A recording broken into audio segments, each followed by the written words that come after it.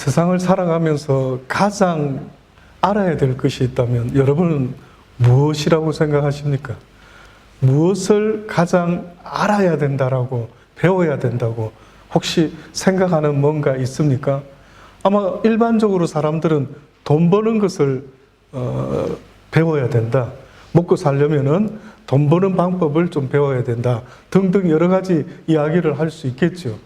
그러나 여러분 한번 생각해 보면은요, 우리 인간이 이 땅에 태어나서 살아가는 날 동안 정말로 배워야 되는 것이, 알아야 되는 것이 있다고 한다면은 그거는 자기 자신에 대해서 알아야 됩니다.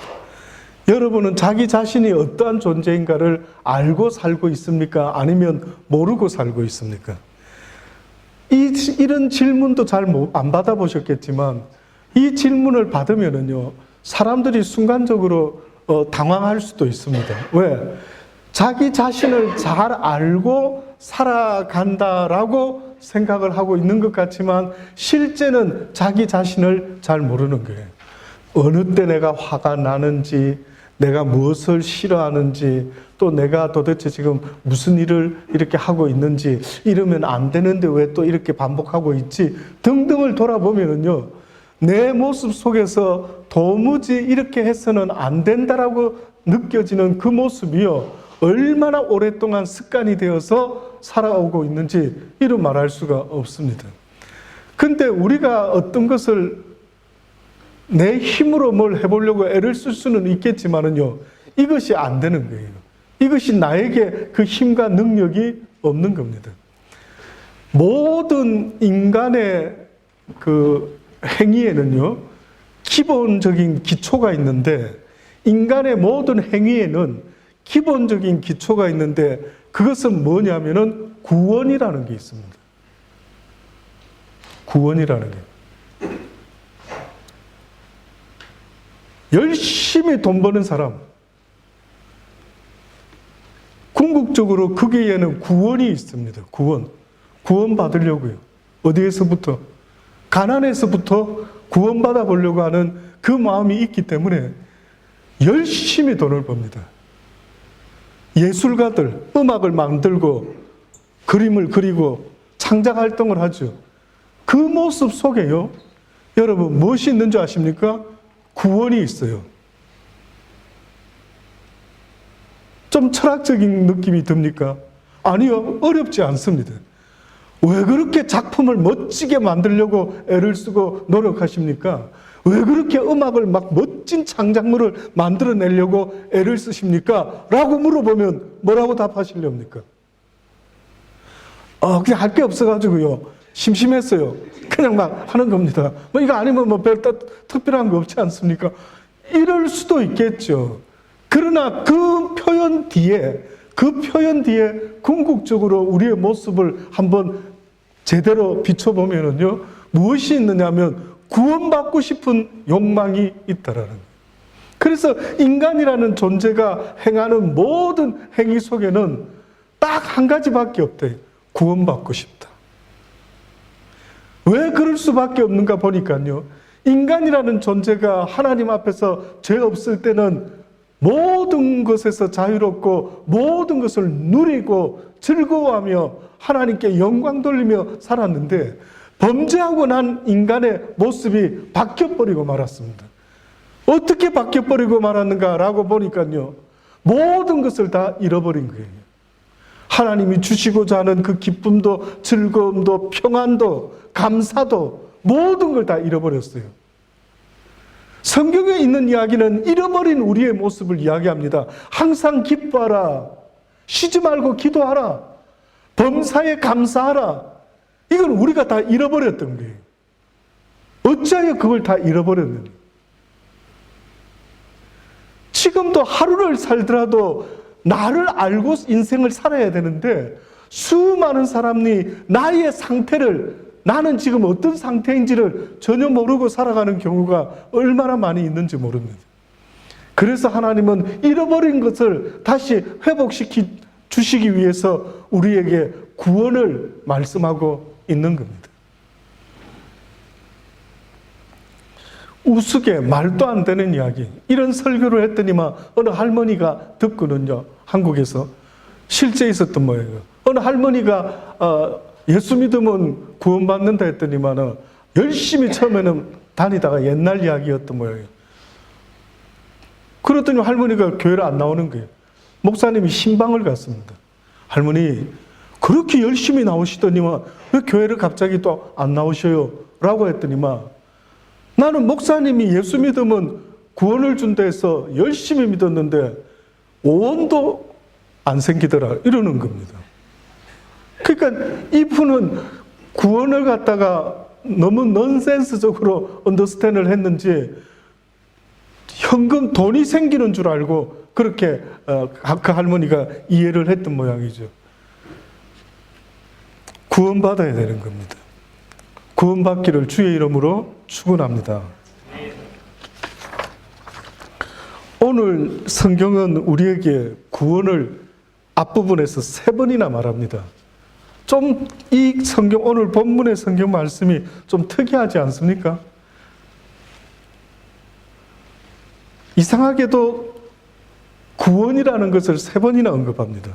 내가 만일 내 입으로 예수를 주로 시인하며 또 하나님께서 그를 죽은 자 가운데서 살리신 것을 내 마음에 믿으면 구원을 얻으리니 사람이 마음으로 믿어 의에 이르고 입으로 시인하여 구원에 이르느니라.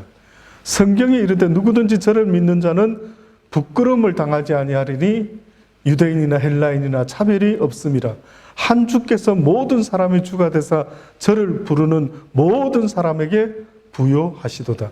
누구든지 주의 이름을 부르는 자는 구원을 얻으리라. 조금 이상하게 구원의 말에 자꾸만 이야기를 지금 막 맞추어서 바울이 하고 있죠.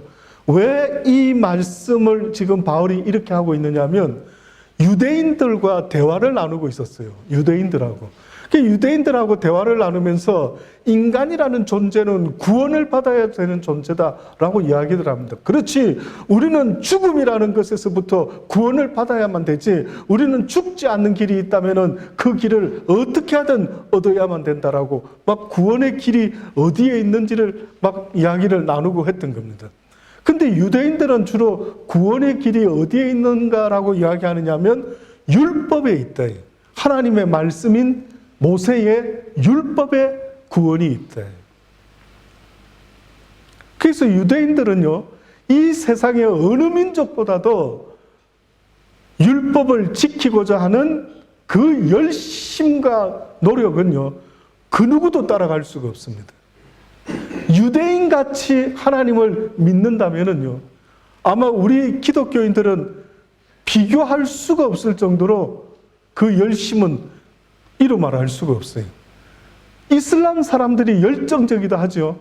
막 그저 시간만 되면은 절을 하고 막 알라에게 막 예배드리고, 유대인하고도 비교할 수가 없는 거예요. 유대인에는 손등에나 이마에나 그 경전을 차고요, 얼마나 어렸을 때부터 여호와의 말씀을 외우고 배우고 하는 게 아주 그냥 길에서 갈 때든지 막 잠잘 때든지 누웠을 때든지 얼마나 열정적으로 가르치는지 모릅니다.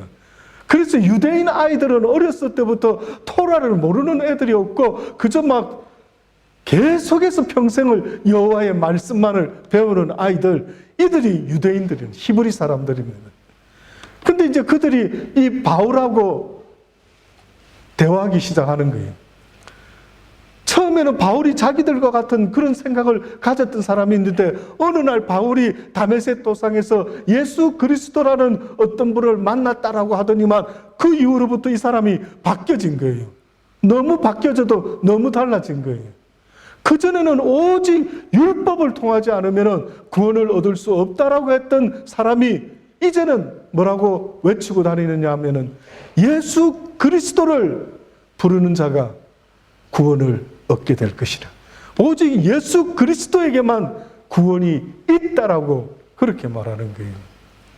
여러분, 세상 살아보다가 뭐 구원이 있어도 좋고 안 좋고 이런 말을 하는 사람도 있겠지만은 구원이 나에게서 없어졌다라고 생각하면은 딱 죽어봤는데 구원이 없어진 거예요. 지옥에 떨어진 거예요. 얼마나 슬플까? 그거는 아마 지금은 상상조차도 할 수가 없겠죠. 그냥 적당히 예수 믿었는데 죽어보니까 천국이 있고 지옥이 있는데 나는 지옥으로 떨어졌더라. 인생 꽝입니다. 그 인생 실패라고요.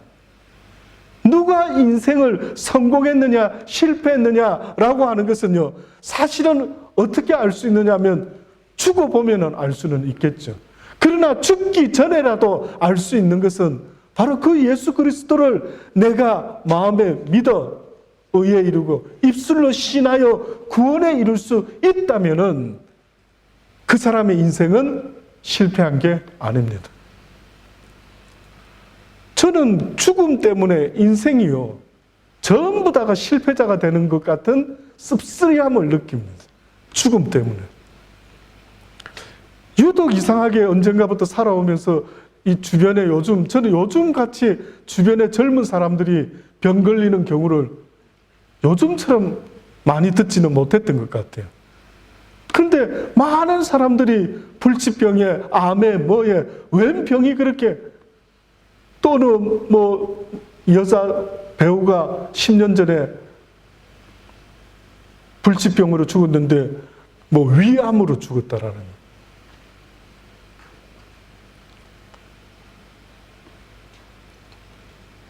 근데 그 죽음 앞에서는 한 번씩 생각이 들 때마다요, 그 이쁜 외모도 그냥 다 없어져 버리고요.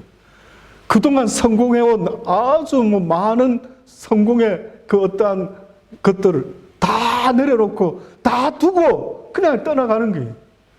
아무리 옷이 많고 아무리 좋은 차가 있고 뭐 하는데도 죽어버리면은 이 모든 거는 그냥 네 것이 되겠는가라고 싶을 정도로 다 두고 떠나가는 것. 그래서 죽음이라는 것이 항상 전제되어 있다라고 한다면은 그 죽음 앞에 우리의 삶의 모습은요, 늘 그냥 패배자의 모습 같은 이런 느낌이 들지 않습니까? 이 죽음의 문제가 해결되지 않고 인생을 산다라고 말하는 것은 이것은 어불성설이다. 그래서 우리 인생이요, 이 땅에 태어나서 해결해야 되는 가장 큰 이슈가 있다면은 그는 죽음입니다. 죽음. 성경의 말씀이 와닿지 않는 것은 무엇 때문인 줄 아십니까? 죽음을 인식하지 않고 있기 때문에 성경의 말씀이 나한테 와닿지 않아요. 성경은 특이하게도 죽음을 인식하는 사람에게 전달하는 책입니다. 제가 오늘 픽업해서 우리 집사님 함께 이렇게 한차 풀로 차서 이렇게 왔는데 집사님과 이야기를 잠깐 나눠봤어요. 너무나 5년 상간에 막 어마어마하게 힘든 수술을 많이 하고 그 아픔 이야기 듣는데 저도 아팠을 때 생각이 막 나는 거예요. 저도 어렸을 때부터 저보고 저희 어머님이 굉장히 잘 참는데요. 그래서 병원에 가서 뭘 하면은 아프면 아프다 해야 되는데 꼭 참는데요. 그래서 의사가 안 아픈 줄 알고 막 하고 이러면은 너 잘 참는다 뭐 이런 이야기를 자주 했다라는 거예요. 그래서 어렸을 때부터 자라면서 저는 어디 아프면은 엄마 아빠 저 어디 아파요 이렇게 잘 말을 못했어요. 근데 우리 막내 정재는 이번에 발이 삐었는데 굉장히 아프다라는 거예요. 그래가지고 거의 제대로 못 걷고 학교에서 연락이 왔어요. 다리가 삐었는데 당신 아들이 아마 걷기가 힘든 모양이다. 와서 픽업해라. 와서 가서 이제 픽업을 하는데 보니까 뭐 거의 발목이 잘린 사람처럼 발목에 뭐 진짜 뼈가 부러진 사람처럼 뭐 어마어마한 포즈로 그걸 찍었어야 되는데 어마어마하게 아픈 포즈로 이렇게 나와서 부축해서 그가 이제 차에 태워가지고요 집에 와서 그 다음에 병원에 부킹해서 병원을 갔었더랬죠. 그 병원에 갔더니만은 한국 병원에서 캠시에 그 사진을 찍어야 된대요.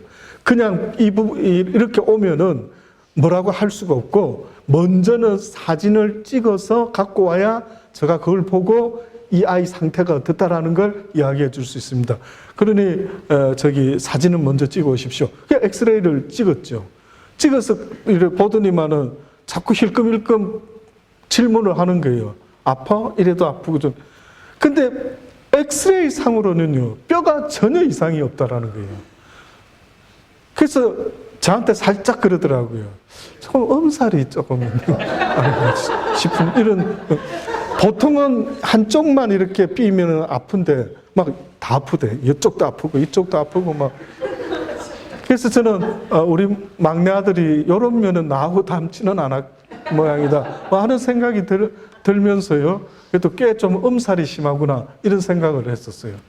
근데 이제 약 먹고 나서 뭐 그다음 뭐 거의 그냥 쑥 한 7, 80% 나섰다라고 하는데, 제가 볼 때는 거의 나섰는데 갑자기 빨리 나서버리면 또 좀 미안해서 그런지 몰라도 한 7, 80% 정도 나선 것 같다 그러더라고요.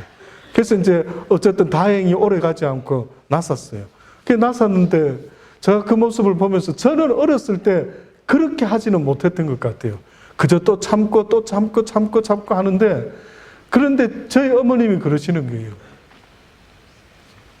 너는 그게 단점이라고. 오히려 아프면 아프다고 빨리 말해서 이런 걸 치료를 해야 되는데 너무 참다 보면은 이게 오히려 병을 더 키우게 된다. 그래서 이제 그 이후로부터 나름대로 아플 때는 아프다고 해야 되겠구나라고 말은 하지만은 실제 그 집사님과 대화 나누면서요, 그 아픈 이야기를 듣는데 제가 요즘 이 키드니 때문에 그때 고통받을 때 그 생각이 잠깐 스쳐 지나가는 게, 근데 사람마다 아픈 게 다르겠죠. 근데 제가 말씀해 주는 걸 들어보니까 막 다 수술하고 드러내고 다 뭐 굉장히 아플 것은 같아요.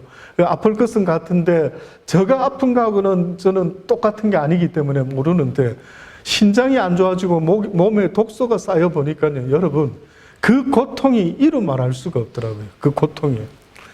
그 고통 앞에 웬만하면 참는데 그 고통이 얼마나 심한지, 뭐 그냥 뭘 어떻게 하면 좋습니까?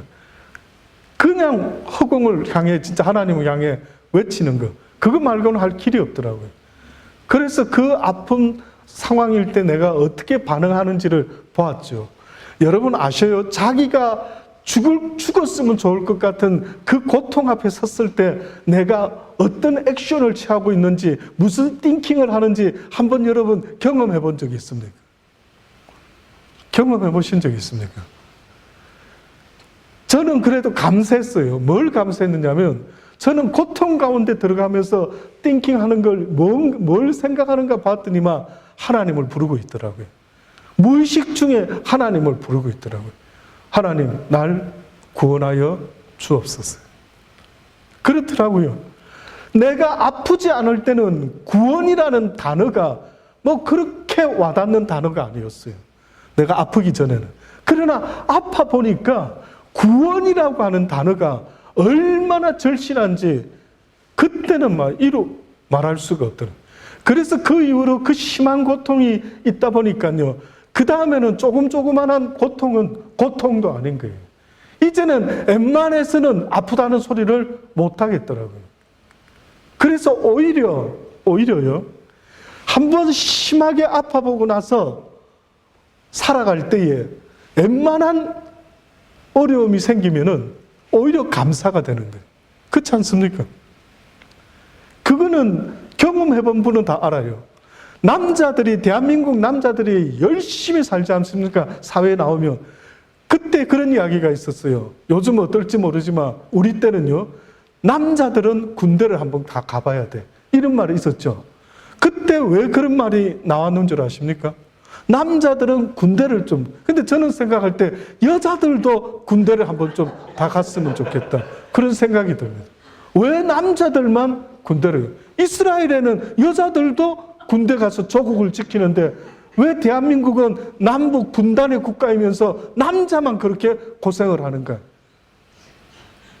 그래서 법을 좀 바꿔야 된다, 남자들한테 혜택 줘야 되고 여자들은 혜택 주면 안 된다, 이런 여러 가지 말들이 다 나오고 있지 않습니까? 정말로 군대를 가봐라는 이유가 있더라고요. 그게 뭐냐면요, 군대 중에도요, 특별히 특전 부대 같은 데 갔다 온 친구들,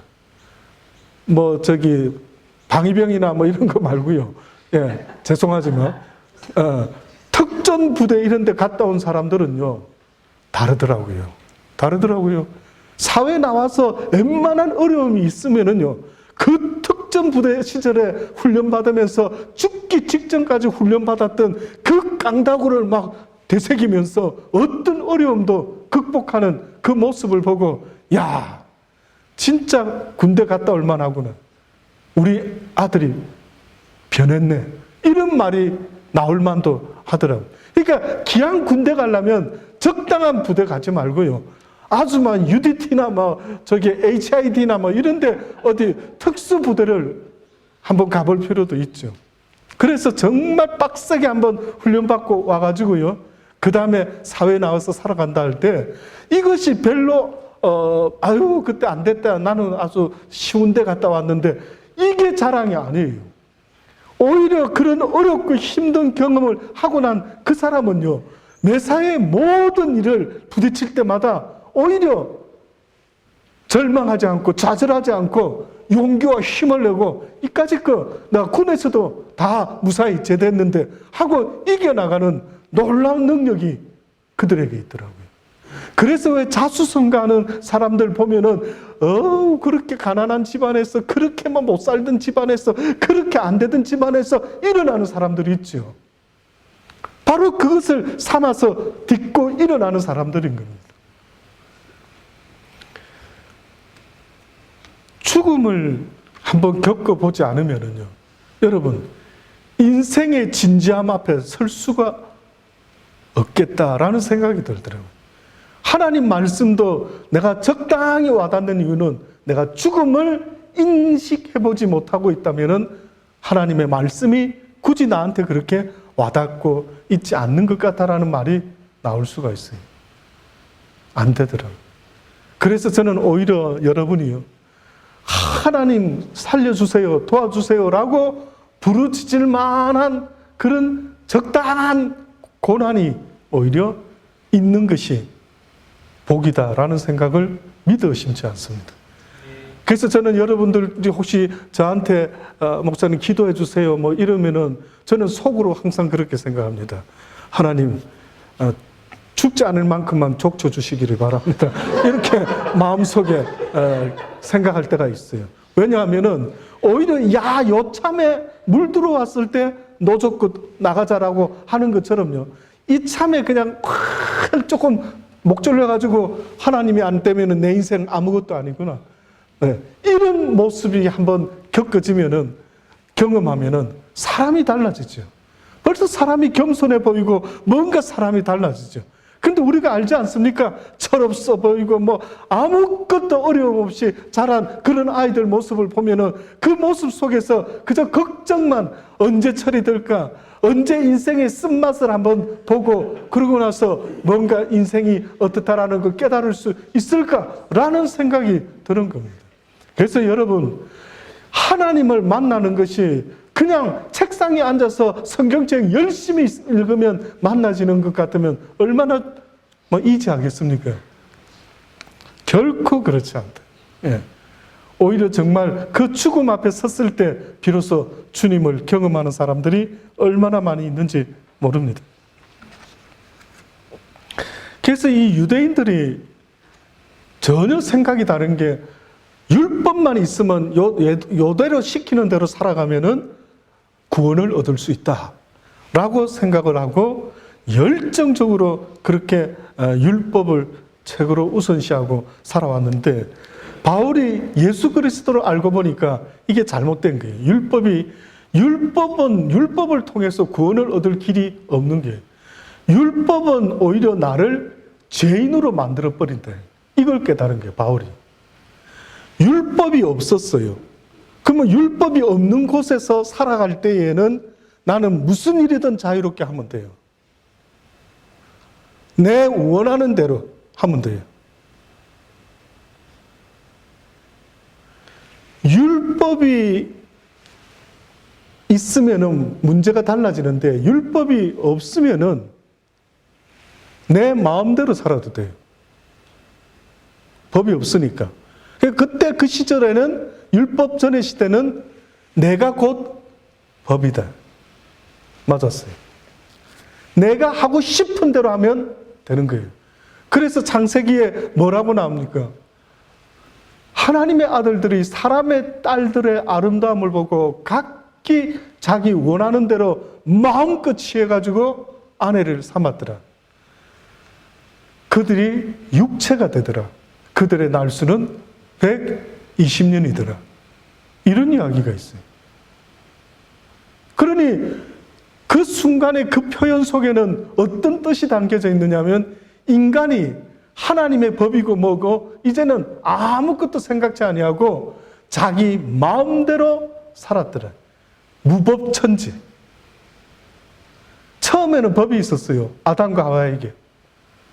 에덴 동산의 선악과를 따먹어서는 안 되고, 그 다음에 하나님이 만드신 이 자연을 너희가 가꾸고 지키고 보호하고 모든 것을 충만케 하고 번성하고 하나님의 룰이, 법이 있었어요. 근데 어느 시점에서 인간은 그 모든 것들은 다 팽개치고 자기 마음대로 살기를 시작했던 겁니다. 그래서 결국은 인간이라는 존재들이 어느 날 자기 마음대로 사는데 그 무법 속에서는 법이 없다 보니까 죄가 되지가 않았어요. 근데 갑자기 어느 날 하나님이 율법이라는 것을 딱 모세를 통해서 만드셔가지고 이렇게 법을 딱 갖다 댔어요. 그래서 그 법대로 나를 딱 비춰보니까 내가 내 마음대로 했던 것 중에 많은 것들이 다 문제가 있는 거예요. 그래서 율법이라고 하는 것은 내가 지금 어떤 상태에 있는 존재인가 하는 것을 알려주는 게 율법이었어요. 네가 누구라는 걸 보여주기 위해서 율법이라는 거울을 갖다 대고 하나님이 우리에게 율법을 보여주신 거예요. 그래서 율법을 통해서 보니까 결론이 어떻게 났느냐 하면 나는 죄인이구나. 이게 율법의 거울에 비춰진 모든 인간의 모습입니다. 그래서 저와 여러분은 이 세상에 지금 어떤 모습이냐면 구원받아야 될 죄인의 모습으로 살아가고 있는 거예요. 그 죄인의 특징은 한마디로 평안이 없는 거예요. 하나님의 사랑이 없는 거예요. 그 죄인의 모습은 아무리 먹을 것, 입을 것, 마실 것, 원하는 세상의 것을 얻는다 할지라도 그 심령의 참 평안과 기쁨을 누릴 수가 없는 그 모습, 이것이 바로 죄인의 모습인 거예요. 죄인은요, 오래 버틸 수가 없어요. 힘들어요. 사는 게 힘듭니다. 외롭고 쓸쓸하고 또 좀 좋은 일이 있었나 싶으면 또 슬픈 일이 있고 모든 일들 속에서요 계속 반복되어지는 안타까운 일들 때문에 이놈의 인생 죽지 못해 산다라는 말이 맞는 것처럼 그렇게 인생이 다 힘들다고 말하는 거예요. 이것이 바로 죄인의 특징이다라고 성경이 우리에게 알려주는 겁니다. 그래서 유대인들은 자기들이 죄인임을 깨달으려고 하는 것이 아니라 오히려 그 율법을 통해서 나는 의인이다라는 것을 드러내려고 열심히 이 율법을 지키면서 살아왔던 겁니다. 그래서 바울이 말하는 겁니다. 내가 만일 내 입으로 예수를 주로 시인하며 또 하나님께서 그를 죽은 자 가운데서 살리신 것을 내 마음에 믿으면, 자, 첫 번째로는 예수를 주로 시인해야 된대. 여기서 말하는 주라고 하는 이 말은 아도나이, 로드, 나의 힘, 나의 능력, 나의 방패를 말합니다. 그러니 예수님은 나의 주십니다라는 것은 예수님은 나의 힘이시오, 권능이시오, 능력이시대. 또다시 말하면은 예수님은 나에게 그런 분이십니다라는 것을 시인을 해라는 거예요. 또 하나님께서 그를 죽은 자 가운데서 살리신 것을, 예수님이 십자가에 달려 죽어주심으로 우리를 구원하셨다라고 말하고 있지만 여기서는 그렇게 표현하고 있지 않아요. 그를 죽은 자 가운데서 살리신 것을 내 마음에 믿으면 구원을 얻으리라. 하나님이 예수 그리스도를 십자가에서 살려내신 이 사실을 믿으면, 마음에 믿으면 무엇을 얻는다고요? 구원을 얻으리니. 사람이 마음으로 믿어 의에 이르고 입으로 신하여 구원에 이른대. 그러니 이걸 두 가지로 나누어 놓은 것 같지만 실제 아니에요. 한 가지. 그 전에는 마음에 믿으면, 너희가 예수를 살리신 하나님을 마음에 믿으면 구원을 얻는다 그랬거든요.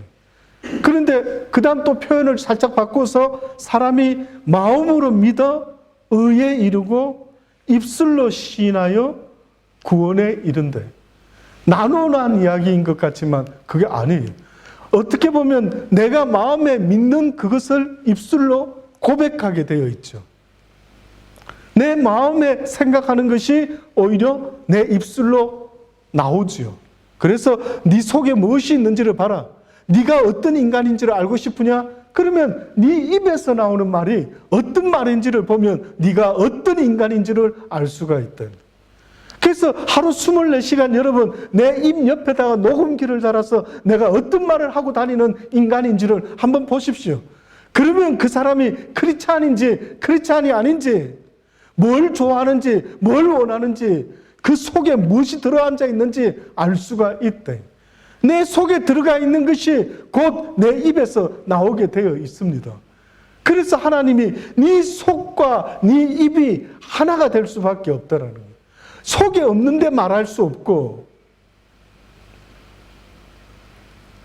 그러니 여러분의 입에서 나오는 게 뭔지를 생각할 때마다 내가 그동안 무엇을 담으며 살아왔는지를 알 수가 있는 거예요. 무엇을 보고 듣는지에 따라서 우리 아이들이 엄마 아빠를 무슨 말하는지 듣고 배운다 그러죠. 맞습니다.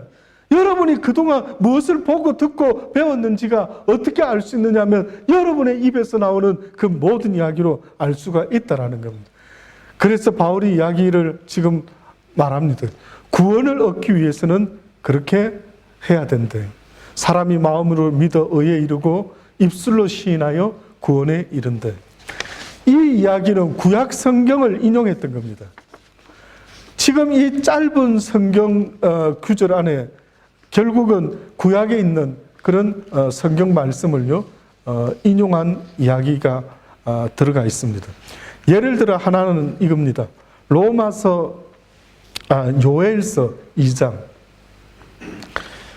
요엘서 2장의 말을 바울이 지금 인용해서 쓰고 있는데, 그 후에 내가 내 신을 만민에게 부어주리니 너희 자녀들이 장래일을 말할 것이며 너희 늙은이들은 꿈을 꾸며 너희 젊은이는 이상을 볼 것이며 그때 내가 또 내 신으로 남종과 여종에게 부어줄 것이며 내가 이적을 하늘과 땅에 베풀리니 곧 피와 불과 연기 기둥이라. 여호와의 크고 두려운 날이 이르기 전에 해가 어두워지고 달이 핏빛같이 변하려니와 누구든지 여호와의 이름을 부르는 자는 구원을 얻으리니 이는 나 여호와의 말대로 시온산과 예루살렘에서 피할 자가 있을 것이며 남은 자 중에 나 여호와의 부름을 받을 자가 있을 것이라. 요엘서에서는 여호와의 이름을 부르는 자가 구원을 얻는다라고 하는데, 전후좌우로 무엇을 지금 바울이 알고 이 이야기를 했느냐 하면은 언젠가 하나님 앞에 저지먼트 데이가 올 것이다.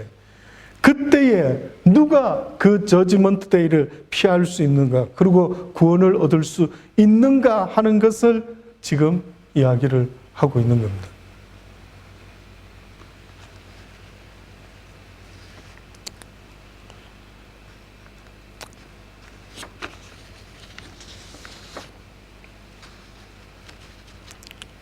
존 맥닐이라는 박사님의 이런 이야기가 있더라고요. 목회자 모임에, 이분이 목사님이신데 목회자 모임에서 이런 이야기를 그분이 했대요. 어떤 이야기인가 보니까 급행열차가 지나가는 기찻길에 술에 깊이 취해 잠들어 버린 어떤 사람의 이야기를 들려주면서요. 여러분은 만약에 그런 사람을 발견했다 한다면 기찻길에 술 먹고 들어 누워 있는 그 사람을 보면은 여러분은 어떻게 하시겠습니까? 라고 이렇게 그 박사가 목회자 모임에서 이제 이야기를 했답니다. 사람들이 이런저런 이야기를 합니다. 그 중에 한 사람이 아주 속 시원하게 어떤 표현을 하는데 뭐라고 말하느냐 하면 그를 기찻길에서 끌어내야 할 것입니다. 곱게 다룰 수는 없겠죠. 아마 불러서 길에 나오게 할 수는 없을 겁니다. 왜냐하면 술에 취해서 잠을 자고 있으니 여보시오 나오시오 이렇게 해서는 곤란하지 않겠습니까? 조금 거칠게 움켜쥐고 질질 끌어내다가 마침내 지쳐서 그 옆에 앉아 있게 되더라도 온 힘을 다해 끌어내야 될 것입니다. 이렇게 이야기를 했어요. 그때 이 맥닐이라는 이 박사가요 그렇게 이야기합니다. 바로 그렇습니다. 그 상태가 바로 아직도 구원받지 못한 모든 영혼들의 상태입니다. 기차 선로에서 쓰러져 잠에 빠져 있으면 안 되는데 왜냐하면 하나님의 심판의 열차는 이제 곧 당도할 것이기 때문이다. 이것이 바로 우리가 느껴야 되는 심각성입니다. 예수 믿는 거는 그냥 나만 예수 잘 믿고 가면은 안 된다 그랬죠. 예수 나만 잘 믿고 갔던 사람이 있다면 어떻게 보면 성경에 한 달란트 받은 사람입니다. 그 사람은 그 한 달란트 받은 걸 그대로 들고 왔더니만 뭐라고 주인이 이야기합니까? 이 악하고 게으른 자예요. 성경에 이렇게 주인 비유가 자꾸 나오죠. 그 주인 비유는 바로 우리가 아까 중에 나의 주여라고 할 때 나의 아도나이, 나의 파워, 나의 능력, 나의 힘, 나에게 있어서 그런 위치에 있으신 분이십니다. 라고 고백을 하는 게 이분이 주인입니다. 주인. 그 성경의 주인의 비유를 로드라고 하는 이 주라는 것을 주인이라고 하는 단어로 한 예를 자꾸 들어주는 거예요. 근데 그 주인이라면은 그분이 시킨 거면 이거는 순종해야 되는 거예요. 그런데 한 달란트 받은 자는 순종하지 않고 불순종을 했어요.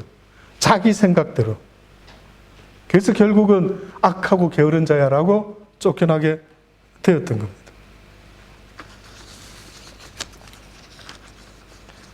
구원받아야 됩니다. 지금도 이렇게 죽어가는 수많은 사람들이 있음을 주님은 우리에게 계속해서 말씀하고 있는 겁니다.